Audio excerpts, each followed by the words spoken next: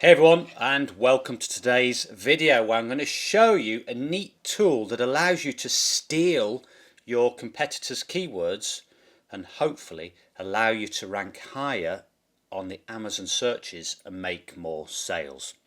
Now, my name's Paul Marles and I do videos on how to make it, keep it and grow it, and that's your money I'm talking about. And if you like videos like that, then please give it a thumbs up, hit the subscribe button, and also smash that notification bell to receive notification of when I produce more videos like this. Now imagine you want to rank your book on Amazon and you can look at your competitors and get the keywords they're ranking for in the top positions. Now you can do this, and this is with a tool called Helium 10, or it's a particular tool on the software suite Helium 10. So let's go and have a look at Helium 10. Basically, it's a suite of software tools, and the ones that really apply to us as publishers are these three here: Cerebro, Keyword Tracker and Magnet. Now Magnet is a straightforward keyword research tool. Keyword Tracker is where you would just track the ranking of your books for particular keywords, but Cerebro is the one I subscribe to, and this is the interesting one, and it's called a reverse ASIN lookup. So let's see how it works. Now we've got the general Cerebro interface here, and if we go to Amazon and just put in a general search term, something related to the niche that your book is in. So I've just put something general like colouring books. So I'll look down the listings and pick out something unusual. Now I saw this earlier called Drinking Animals Colouring Book. Sounds unusual. It's got a bestsellers rank of 365, so they are selling loads. Now what we need to do is take a copy of the ASIN number without this pop-up, and then we go to the Cerebro interface and we put in the ASIN number up here. So just paste that in and we click on Get Keywords. So it doesn't take long, it's pretty fast. Now you can search on various markets. Today we're going to be looking at Amazon.com, but you can search in other markets around the world, including Amazon India. And so just to look at the dashboard, shows us our book here, shows us the number or the total keywords found or associated with this particular book, and these are divided into organic keywords, so those are in the organic search results, and the sponsored keywords. Now those are the sponsored keywords. They're the ones related to Amazon ads. When you do your search listing, you see the books that are listed and they're labeled sponsored. So those are the keywords that people are paying for in the searches. And we've got word frequency here, which we'll come to in a bit. And then we've got these various filters that I'll introduce you to some of the important ones in a moment.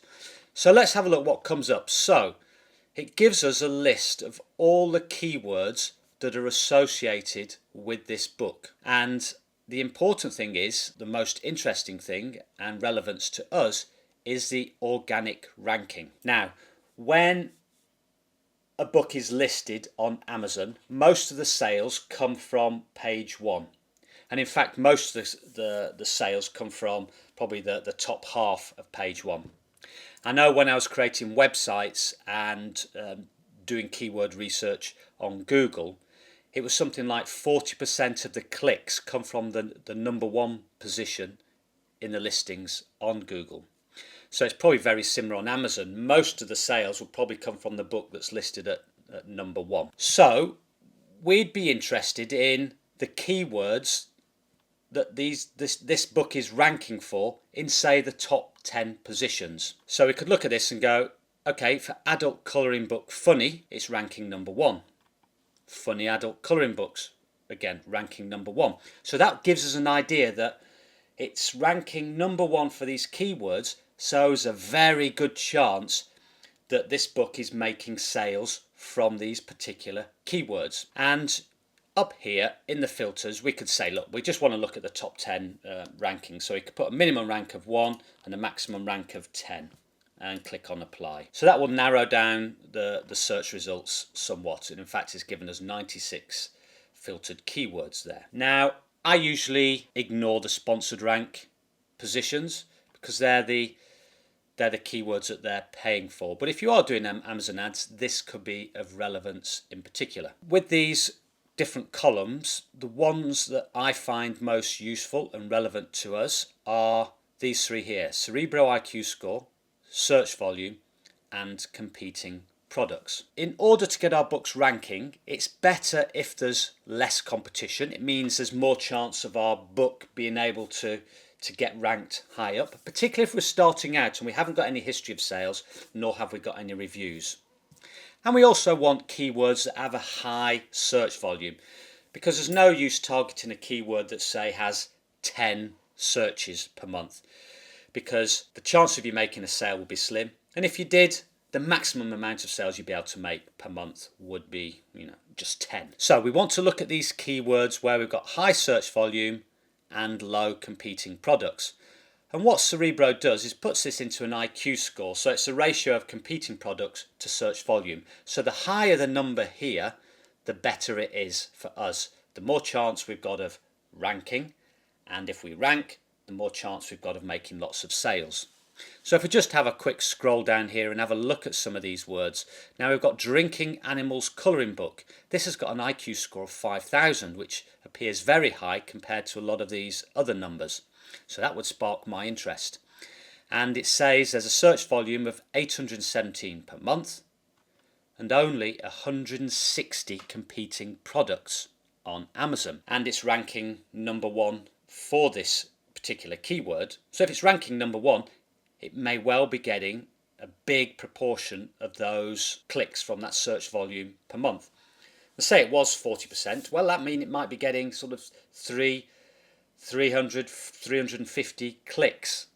Doesn't necessarily mean sales, but if you're getting clicks, there's a good chance you're going to make those sales. So what you can do with this tool is work down and just make a note in a spreadsheet of the keywords that look good, i.e. ones that have a good search volume and ones that you'd have a good chance of ranking for. Now, a lot of my keywords that I get, the ones I tend to target are ones with competing products of 1,000 or less. It just means that when you're initially listing a book, you've got more chance of it ranking organically on Amazon. So you could either go into the filter of competing products here and say put in a maximum of 1,000 if you wanted to, and again apply the filter and just let it do its magic. So now we've got all these keywords that we'd have a good chance of ranking for, and we can look down here on the far right column and go, okay, well, they're ranking for number one for these, so they're probably getting a lot of clicks, maybe making sales. Even in the number two position, 3, 4, 5 and 6, you're still going to get those clicks, particularly if you produce a good book cover. So I'd be starting to make a list of these. Now what I would do is only list those that are relevant to our book, because we've got one here, beer, spirit, animal. Someone's putting that into the search bar. Are they really looking for a colouring book? They might be, but unlikely. And as we've only got a limited space to put our keywords, and that's the title, subtitle and 7 keyword boxes, I probably wouldn't be adding those in. So I'd be looking for keywords that are relevant to our product. So there'd be ones with probably colouring book in the title. So this drinking animals colouring book would be one that would be high up on my list, and probably I would use as a title for my book. And then we've got drinking colouring books for adults, inappropriate colouring books, coffee animals colouring books. Now an interesting thing is that I mentioned earlier, we've got this word frequency here, and it shows you the frequency of words that are occurring in these keywords. And I find this particularly useful for filling out the 7 keyword boxes. So I'll make a list of these. So, we're going to probably use colouring and colouring book in the title, but you may not use adult, swear, cat, animals, spirit, beer in the title, but these may be useful to put in the subtitles. In the 7 keyword boxes. So I would go down here and make a spreadsheet list of these keywords that contain the word colouring book. And from looking at this, there appears to be quite a few interesting ones. Again, we've got drinking colouring books for adults, good Cerebro IQ score, which means it's got a high search volume, and competing products are quite low. Now what I'm going to do is just take this drinking animals colouring book, open it up in Amazon and just see what appears, and this you do as part of your research. So we've got this number one, but this is a sponsored ad, and this is the one that we looked at, the drinking animals colouring book, and I'd be interested to know how many other drinking animals colouring books there are. Now we've got this one, a coffee one, wouldn't really be pertinent. We've got this, drinking animals. Now these aren't drinking animals, none of these are.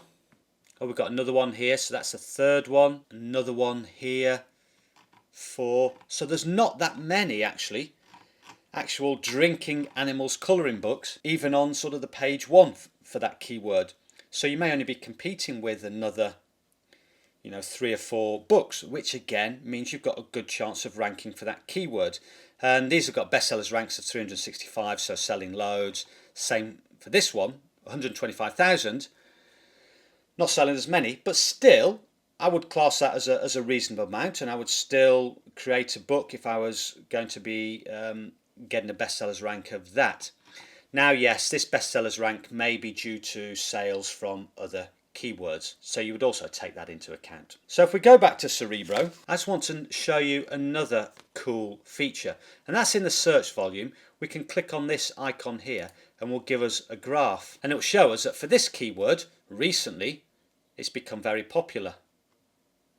But also we have this spike here and on December the 21st, so that's around the holiday Christmas time. And again, if we take another keyword, be a spirit animal, again not relevant to colouring books, but I just want to show you this for the graph because it's useful in that it'll tell us if the keyword does have a big seasonal relevance, and this is popular around the Christmas holiday time, which a lot of products do sell more of over that time. But you may find there are other peaks during the year, and in which case you could say, okay, well I'm going to produce, it could be July, there might be a small peak, so you could get a step up by producing a product that targets that period of time. So that's how I use this tool. It has a lot more features, but I try and keep things simple. You don't want to overcomplicate things, otherwise you just get bombarded with too much information. Now we come to the bad point, and that's the price. Now you can buy these as individual modules, and it's I pay $37 a month for this, or you can buy the whole suite of tools for $97 a month. Now that is a lot of money for a tool like this, I feel, because I think you can get good keywords from just doing searches using the Amazon search bar. I've got most of my keywords by doing that, and I've made fantastic sales on books from keywords from doing that. So do you really need this tool? I'd say no. But there is a free option. You can sign up and get the free version, and what that will allow you to do is 2 searches per day. Now this tool gives you so much information, so many keywords, that if you do research into a niche, just pick a couple of products that are ranking highly, I think you'll get more than enough keywords. In fact, you'll probably get too many keywords, and you'll have to spend a bit of time sifting through them, getting the relevant ones, getting the ones with low competition, getting the ones with high search volume. So you could use this without having to pay for it, and also you can use the keyword research tool as well. I think you get 2 or 3 searches per day. So although I pay for this, to be honest, I rarely use it more than probably a few times a month because I get so much information from it. So my advice would be just go to helium10.com, sign up for the free version and use that. If you find you are using it a lot and it's got value for you and you're making money from notebooks, then yes, you could go for the paid version. So I hope that's useful. It's a tool that provides different information than most keyword research tools. So if you like the video, give it a thumbs up. Remember to hit the subscribe button and smash the notification bell. And until next time, goodbye.